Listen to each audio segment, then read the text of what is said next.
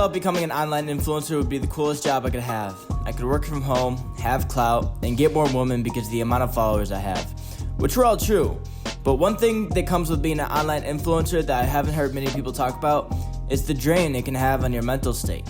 As an influencer, your growth and income are directly correlated with your creativity, and as you and I know, creativity comes and goes, and it's not something that can be forced. And on the days my creativity is not there, I fall down a slippery slope and begin to feel lost. Like many people in this world, doing shit that makes me money makes me happy.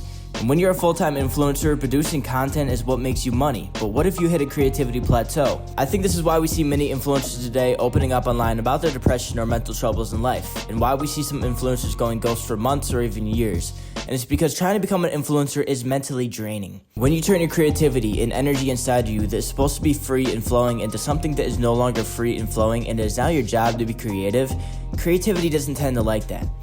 9 months ago, I started posting on social media. I was lost in life. My sister recently passed away, and my best friend and girlfriend were no longer in my life. Social media gave me an outlet to let all of my emotion out by turning it into creative videos. And I started to pull some views and followers from these videos. I saw where I could take this, and I basically doubled down on content and was growing 10 to 20,000 followers a month on TikTok.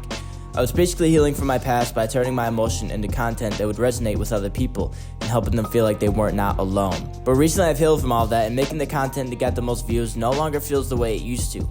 It used to be a passion of mine. It used to give me a creative outlet, but now it feels like a job, and honestly, I take all the blame for making it this way. The reason this video is titled "Don't Try to Become an Influencer" is not because I don't think putting yourself in an influencer position isn't a great position to be in, but the time I was most happy in life is when social media was just a passion of mine. It wasn't my number one priority, nor was it the only thing I was pursuing. The moment I quit my job and tried to double down once again on social media in hopes of blowing up is when shit hit the fan. When I quit my job, social media became my number one source of income, and I felt pressured to post all the time even when I didn't want to post or wasn't creative about it. Content that is not made creatively does not do well for a couple reasons. Reason number one, it's most likely copied. When you're not creative, you can't come up with ideas, so you end up just copying other people's videos in hopes that you're gonna get views like they got views. Reason number two, people can see that it's forced content. It's not you being genuine, you just want a like, a share, and a follow from them. And the connection you build with your followers online will determine if you're successful or not.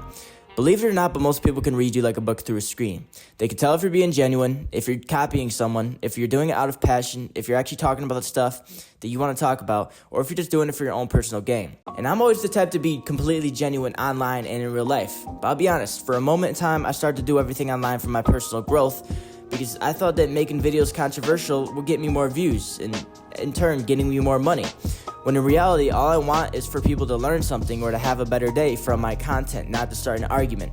But by putting myself in a position where my financial situation is based on my social media situation, I had to do these things. And that's most likely the reason many influencers become, in my opinion, corrupt. They do it for money, not for a message or out of purpose.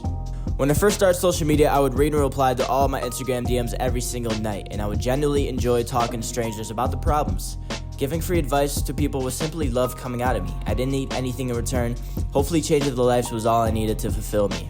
I began to struggle with my consistency on social media because work and life was taking up my time. And that's when I had the bright idea, or at least I thought it was a bright idea. Why not just quit my job and full send this influencer shit? I was working a dead-end job anyways, what could I lose? I thought about how I could grow so much quicker if I wasn't working 30 hours a week. I thought that taking the risk would put me outside of my comfort zone and help me to grow even more online. I always heard entrepreneurs talk about how they became successful right after they took a big risk and thought this would be my highlighting moment. So I took the risk and quit my job. Everything went alright for a while, but then I started to become lazy and I was running out of money. I began to think to myself, since I'm my own boss now and I'm on my own schedule, I can just wake up whenever I want. I don't have to time constrain myself like I used to, and since my growth is directly correlated with my creativity, I might as well just let things flow, right? Well, I was wrong. I became complacent. I lost the fire I used to have in me, all because I no longer had the pressure a mediocre job put on me. I do think there's a fine line where creativity flows the most for me, and that's in between routine and just letting things flow.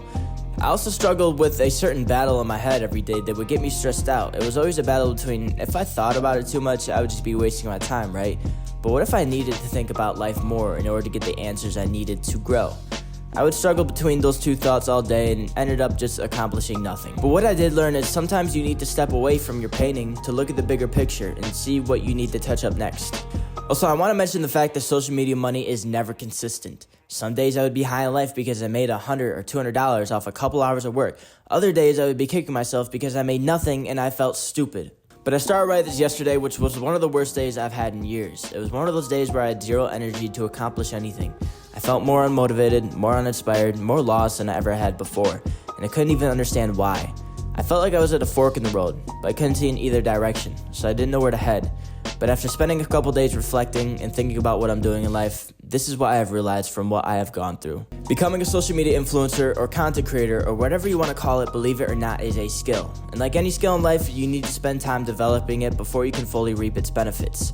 Let me paint this picture in your head. By the way, this might make no sense, but let's run with it. Let's say I throw you into a manager position at McDonald's without any prior experience. It's your job to manage this place and you don't know exactly what the fuck you're doing. You begin to become stressed out and start to fold because it's your responsibility to run this place and you don't know what you're doing. Your brain has now identified work as stress, a lot of stress. And every day you wake up and get hit with anxiety because of this. Now let's say you started working at McDonald's as just a regular worker and you took your time to get to know the place, how it runs, how it works, how it makes its profits and everything else. And now you slowly work your way into the manager's position and most likely you were already managing the place before you officially became manager. Now everything is less stressful because you know what you're doing. What I'm trying to get at here is understand you're on your own timeline. Just because person X did what you're trying to do in 2 years doesn't mean you can exactly do that also in 2 years. And there's nothing wrong with that. Because if you focus on making it happen and ignore this timeline you're putting yourself on, at the end of the day, you're still going to accomplish your goal. And that's better than not accomplishing your goal at all. I tried to rush myself into a position I wasn't ready for. And it's taken me a lot to admit to myself I haven't taken enough responsibility for myself. I'm not giving up on my dream nor my message I want people to hear.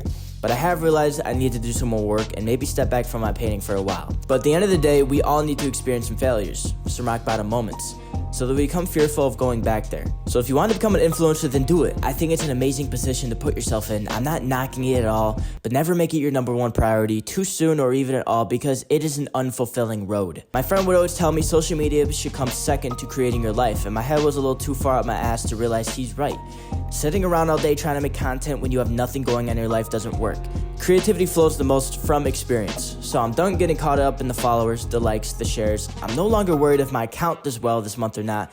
I'm just worried about if I do well this month or not. Because my accounts are not me, and that's what I've had to realize. So more of the story is live for yourself and not for social media. I really hope you enjoyed this video and learned something from it, and if you did, please consider dropping this like a video and also dropping my channel a subscribe. I think social media is an amazing tool to utilize. I think you should build a personal brand. I think you should utilize it and build a following. But the place where I went wrong, and I see also a lot of other people go wrong, is they make it their number one priority. They put all of their eggs in one basket. So yeah, have a great day and peace out.